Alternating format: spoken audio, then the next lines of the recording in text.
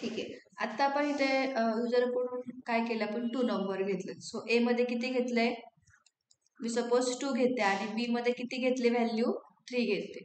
हा काय करायचा आपल्याला, विदाउट थर्ड व्हेरिएबल आपल्याला स्वॅप करायचा आहे. ठीक आहे. सो ए मध्ये किती व्हॅल्यू आलेली आहे 2 आणि बी मध्ये किती आहे 3. सो 2 + 3 किती आलं आन्सर, 5 आलं, राईट.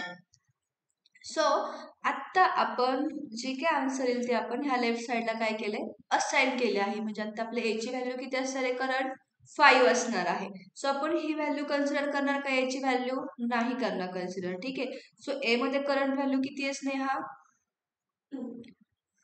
5 आहे, राईट. सो बी मध्ये किती आहे व्हॅल्यू, 3. सो 5 - 3 किती आन्सर आला आता आपलं, 2 आलं. आता आपण ही लेफ्ट साईडची व्हॅल्यू कन्सिडर करणार आहोत, राईट. सो ए मध्ये किती व्हॅल्यू आहे आता, 5, राईट. आणि बी मध्ये किती आहे 2. सो 5 - 2 किती आलं, 3 आलं.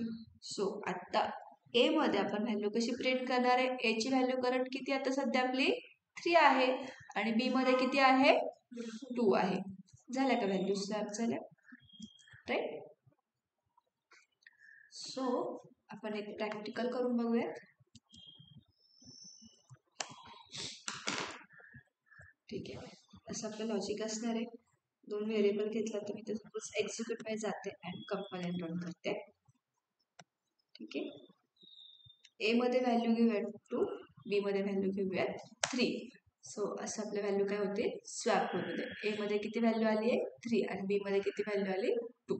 असं आपल्याचं आउटपुट दिसणार आहे. ठीक आहे. कारण हे ओके.